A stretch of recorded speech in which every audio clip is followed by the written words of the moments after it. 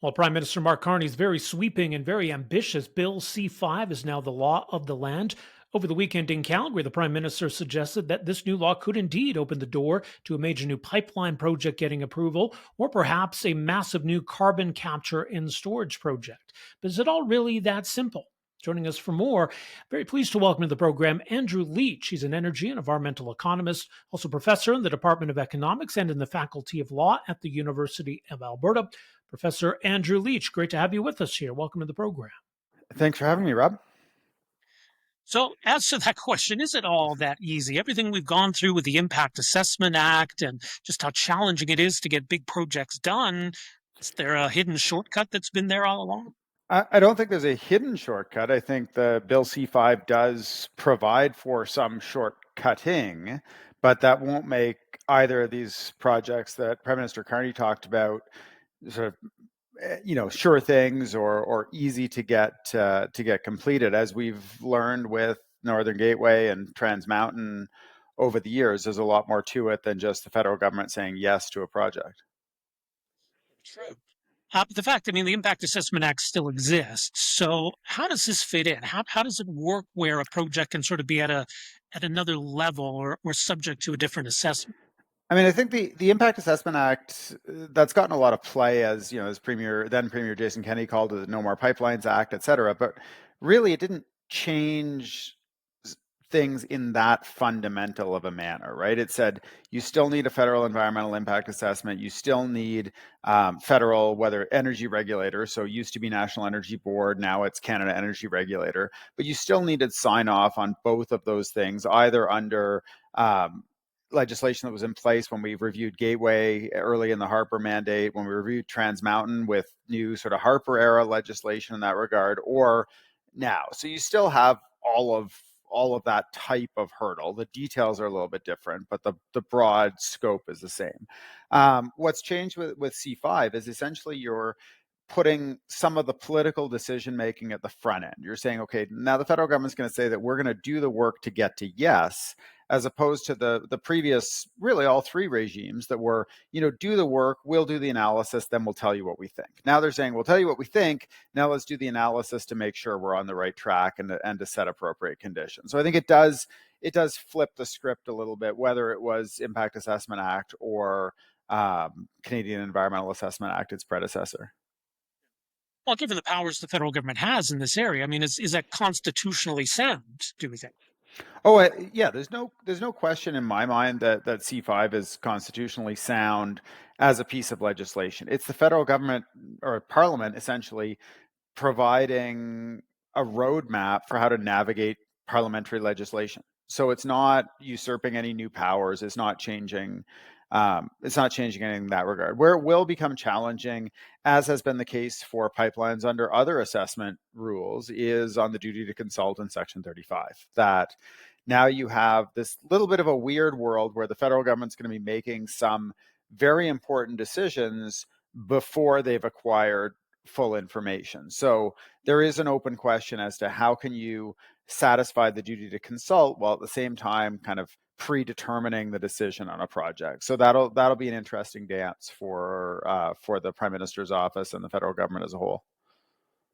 And just clarify a point, because I know they get some pushback in the legislative process, but duty to consult, that's more about a decision. It's about a project. It's not about the bill or legislation. Yeah, it's so I guess there's a two-part answer to that. So generally speaking, the duty to consult does not apply to legislation. However, the duty to consult is about protecting the Section 35 rights that are constitutional. So you can't pass legislation to kind of duck around the Constitution. But what this does is it takes the types of decisions that would be subject to the duty to consult, executive level decisions, so regulations, approvals, et cetera, and it moves some of them in sequence. So you get the big political decision that used to be right at the end of the process, the last thing. And it was that decision that led to the reversal of both the Trans Mountain and the Gateway permits. Now that is moved effectively earlier on in the process to a decision to say, yes, we're going to list this project. And then from now forward, all decisions must be made with an eye to the approval of that project or to getting to yes on that project. So that's a little bit of untested territory in terms of how that interacts with what we would think of as the honor of the crown and a duty to engage with First Nations in that, as governed by that honor of the crown to protect their constitutional rights. In terms of other federal legislation, I mean, the tanker ban seems like one example of this, where maybe there is a potential conflict if the government says yes to a project under C-5, but it might bump into the tanker ban on the West Coast. How was that resolved? Well, so the implication in C5 is that you would grant the bill grants the executive reasonable, like extraordinary powers under what are known as Henry VIII clauses to essentially exempt projects or to effectively change existing parliamentary legislation. So not really a constitutional problem, but it does hand a lot of power to the executive to say, okay, but that tanker ban is just not going to apply to this project, or it's going to apply in a particular way, or it's going to stand down subject to certain conditions. So, whether or not it makes sense for Parliament to have a tanker ban in place that doesn't apply to the one project to which it might apply, we can argue that, but I think they do have the power to work around it if they want to now. That certainly seems to be a project that the premier has talked a lot about, the idea that maybe we can build another pipeline to the West Coast in an area that would be covered by the tanker ban. I mean, if we can deal with all of these issues, like, is there a case for such a project? That's still an open question, right? We're still in a world of relatively low oil prices compared to when we've previously been discussing these rapid expansions. We have a very consolidated oil sands sector, so it's not the case anymore that you have every or almost every major oil company in the world kind of coming to our door saying, "I want to build a project." We have pretty restrained new investment in the oil sands so far, a couple of new projects coming forward now, but the idea that you have, the premier's been talking about a million barrel a day pipeline.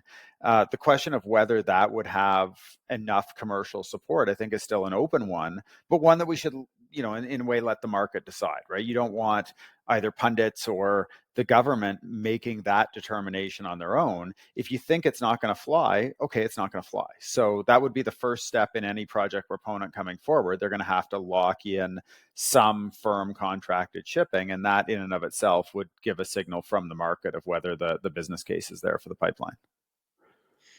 I seem to be hearing a lot less about the idea of an east-west pipeline or a pipeline to the East Coast. I mean, when you talk about whether there's a business case, there are always a lot of challenges with that kind of a project, and it really seemed to almost be more political than economic. Does that seem to be off the table for now? I think it's probably off the table for now. I mean, to be fair to Energy East, go back, they had 1 million barrels of contracted shipping capacity or close to it. So they did have that at the time, that very strong demand because it was the best option available.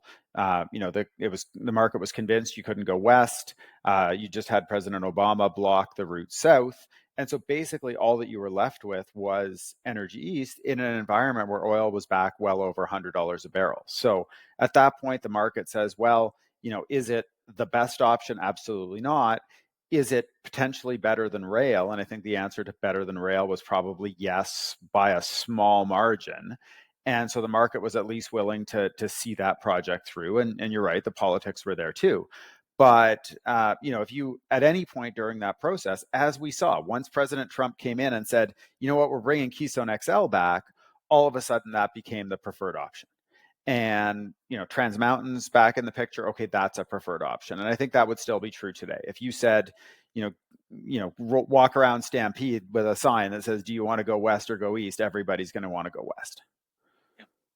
We've also now got the idea of carbon capture being linked to a new pipeline. And I suppose if we are going to increase capacity, increase production, we do need to address emissions. But I don't know, how serious is everybody about carbon capture and this Pathways project in particular? Yeah, I mean, the Pathways project is really about transportation, right? It's about the pipeline network and the storage components, which is a small share of the cost of carbon capture and sequestration. The real question is, are the companies, whether they're operating upgraders, operating in situ sites, operating hydrogen plants, et cetera, are they willing to put in the capture equipment to make that carbon dioxide available and then pay to have it transported and stored? And I think that's still a very open question. At today's carbon prices, it just doesn't make economic sense for the companies to do it. So they're going to do it for one of a couple of reasons. One, if it becomes clear to them that the trade-off is do this or don't produce oil, then it will absolutely make economic sense to do a broad carbon capture project. Two, the federal government or the provincial government or some combination pays for the lion's share of the capital and locks in some of the operating costs, then sure, right? As long as if you get a government-backed merchant rate of return on your investment in carbon capture, they're probably going to do it. But that's going to be very expensive for taxpayers. I don't think there's a third, we just do this. I can't see why at current carbon prices, at the current state of the market, that there'd be any interest in advancing that project. I think you'd be more likely to say, no, what we're just going to wait and see whether the oil and gas emissions cap actually comes into effect, whether it's a future conservative government or what have you, the next government down the road is going to give us a different policy environment. We're just not willing to put that money up. So it's uncertainty that's the problem.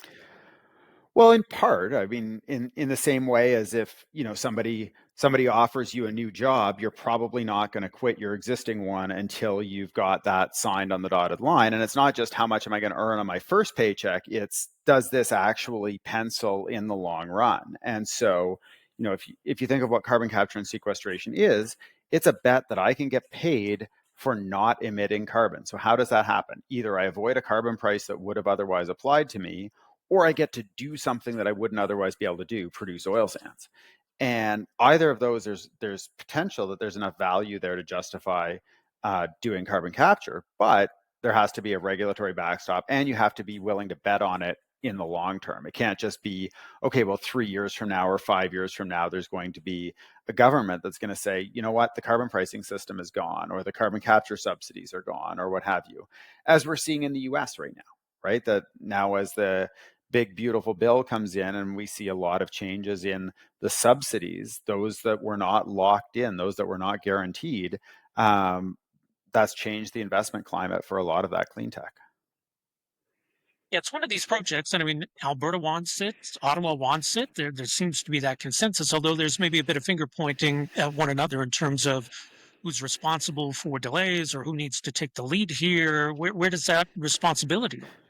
Yeah, I mean, I'm a little bit skeptical on this. We've been talking about this forever, right? Our first ever, as a country, our first ever report to the United Nations in 1994 talked about an industry government consortium to deploy carbon capture and storage to decarbonize the oil sands. Premier Stelmach, when I was first in Alberta, ran a carbon capture and storage development council, back in during his premiership. We saw Premier Redford, I think, talked a lot about that as part of the national energy strategy. Prime Minister Harper had a big emphasis. So we've had this forever as sort of a promise that's out there of the link between, at the time, there's a lot of coal power talk, and the link between oil sands and action on climate change.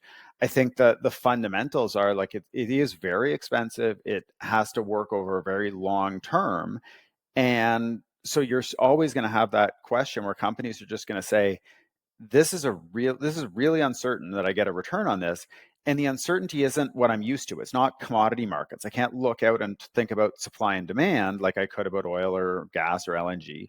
I have to think about political risk, and I have to think about who might win, not the next election, but 2 or 3 elections from now. And that's something I can't price. I don't know how to assess it.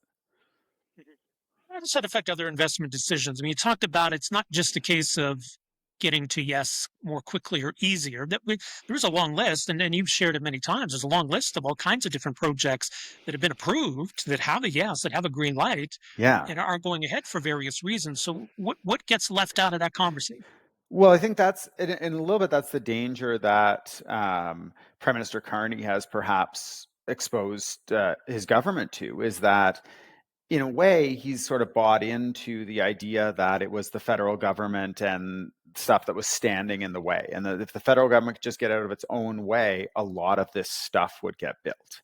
And there's, number one, there are often a lot of provincial objections and well-grounded provincial objections to some of these projects. So we saw that, for example, with LNG in Saguenay, that it was the Quebec environmental assessment that rejected that project long before the federal government had a decision to make on it. We saw it with LNG in BC, where rules about power supply and the emissions associated with those were very important for LNG investments and slowed those down dramatically.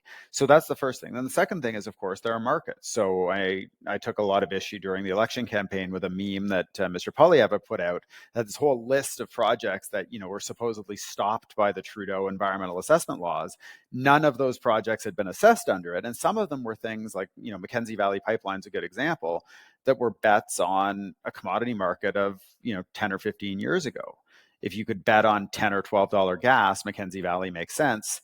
At $2 gas in Alberta or $3 gas, it makes no sense. And so there is just always, with these projects, markets ebb and flow. And in some cases, you get in just in time. In other cases, maybe the process slows down enough that you miss out on a money losing venture. I mean, we have no shortage of major industrial or mining projects that are abandoned across the country where the markets have just turned on them. So I think there's a question here where Mr. Carney might have, on some of this, bought into